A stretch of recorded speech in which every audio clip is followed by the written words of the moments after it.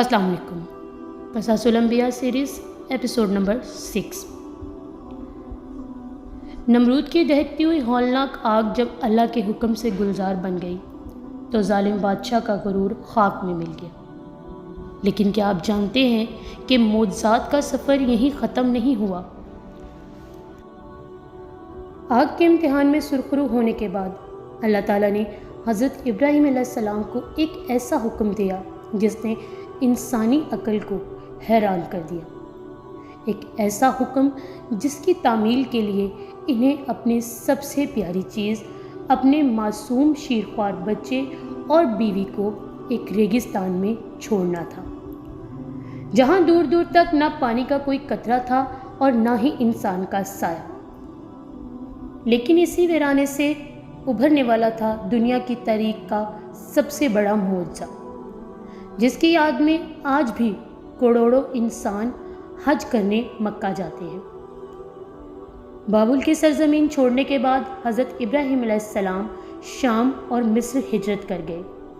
तवील अरसे तक इनके यहाँ कोई औलाद नहीं थी, लेकिन बुढ़ापे में अल्लाह ताला ने इन्हें बीबी हाजरा के वतन से एक खूबसूरत बेटा अता फरमाया, जिसका नाम इस्माइल रखा गया। अब ये शीरख्वार बच्चा दूध पीता था कि हज़रत इब्राहीम अलैहिस्सलाम को वही के ज़रिए हुक्म मिला कि वो अपनी अहलिया बीबी हाजरा और नन्हे इस्माइल को लेकर हज्जाज, मौजूदा जो इस टाइम सऊदी अरब के एक ख़ास मकाम की तरफ रवाना हो जाए। ये एक तवील और कठिन सफ़र था।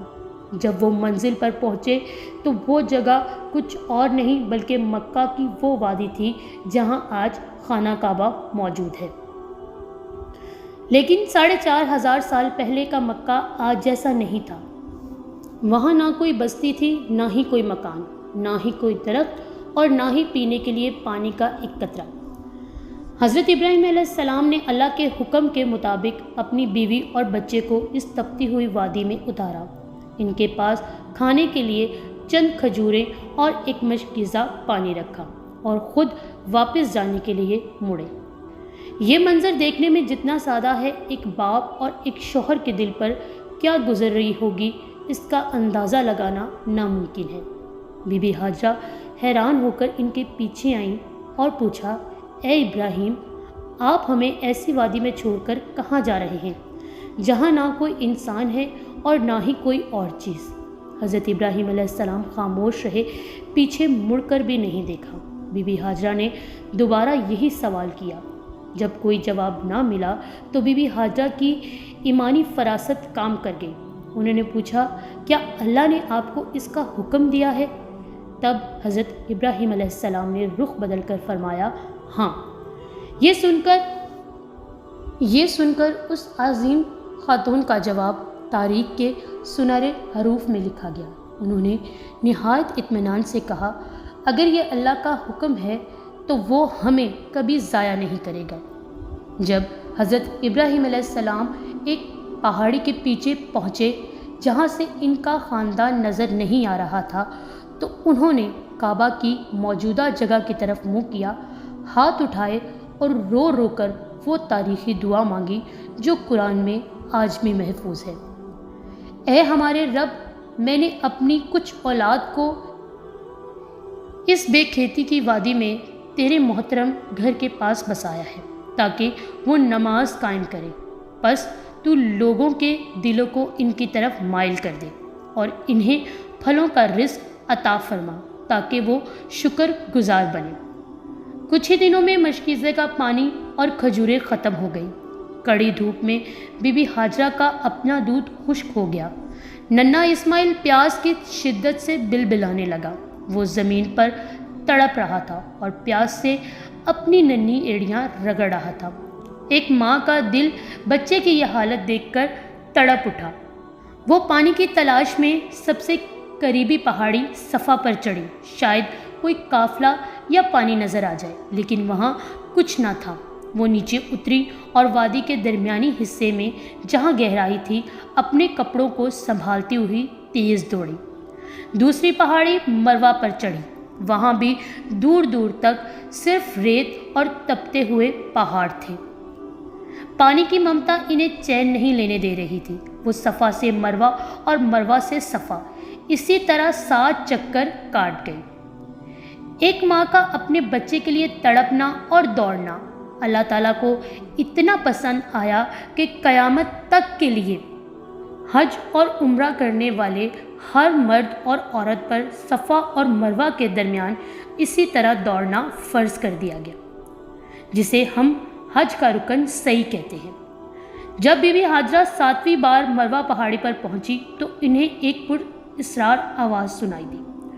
انہوں نے غور کیا تو دیکھا جہاں ننھا اسماعیل لیٹا ہوا اپنی ایڑیاں رگڑ رہا تھا، وہاں اللہ کے حکم سے ایک فرشتہ حضرت جبرائیل علیہ السلام موجود تھے۔ فرشتے نے زمین پر یا اوزار مارا اور دیکھتے ہی دیکھتے اس خشک اور تپتے ہوئے ریگستان کے سینے کو پھاڑ کر پانی کا ایک چشمہ ابل پڑا۔ سبحان اللہ! یہ دنیا کا سب سے مبارک پانی یعنی زمزم تھا۔ پانی اتنی تیزی سے نکل رہا تھا کہ بی بی ہاجرہ کو لگا کہ یہ بہہ کر ضائع نہ ہو جائے۔ انہوں نے جلدی جلدی اس کے گرد مٹی کا بند بنانا شروع کیا اور پانی کو مخاطب کر کے کہا، زمزم یعنی رک جا، رک جا۔ نبی کریم صلی اللہ علیہ وسلم کا فرمان ہے، اگر میری ماں ہاجرہ زمزم کو ابلتا ہوا چھوڑ دیتی یا اس کے گرد بند نہ بناتی تو آج زمزم کا ایک بہتا ہوا دریا ہوتا۔ اس پانی کے نکلتے ہی وہاں پرندے آنے لگے۔ پرندے کو دیکھ کر عرب کا ایک مشہور قبیلہ بنو جریم جو وہاں سے گزر رہا تھا، پانی کی تلاش میں اس وادی میں آ پہنچا۔ انہوں نے بی بی ہاجرہ سے وہاں رہنے کی اجازت مانگی اور یوں اس بے آب و گیا ریگستان میں دنیا کے سب سے مقدس شہر مکہ کی بنیاد پڑی۔ حضرت اسماعیل علیہ السلام اس قبیلے میں بڑے ہوئے اور عربی سیکھی، لیکن امتحانات کا یہ سلسلہ ابھی ختم نہیں ہوا تھا۔ جب یہی پیارا بچہ بڑا ہوا، اپنے باپ کا سہارا بننے کے قابل ہوا، تو حضرت ابراہیم علیہ السلام کو خواب میں ایک اور ایسا حکم ملا جس نے کائنات کو ہلا کے رکھ دیا۔ ایک ایسا امتحان جس کی یاد میں ہر سال عید الاضحیٰ پر قربانی کرتے ہیں۔ کیا آپ جانتے ہیں کہ وہ کون سا خواب تھا؟ کیسے ایک باپ نے اپنے جوان بیٹے کے گلے پر چھری رکھ دی اور کیسے باپ بیٹے نے مل کر خانہ کعبہ کی دیواریں اٹھائیں؟ یہ سب ہم جانیں گے اگلی ویڈیو میں۔ اگر آپ بھی ہماری اس سیریز کے ساتھ جڑنا چاہتے ہیں تو ہمارے چینل بلاگ بائی ہائدہ کو ابھی سبسکرائب کر لیجئے، اور ہاں، آپ کو ہماری سیریز کیسی لگ رہی ہیں کامنٹ میں ضرور بتائیے گا۔ اپنا اور اپنے پیاروں کا خیال رکھیے گا، مجھے دعاؤں میں یاد رکھیے گا، ویڈیو کو لائک، چینل کو سبسکرائب ضرور کیجیے گا۔ اللہ حافظ۔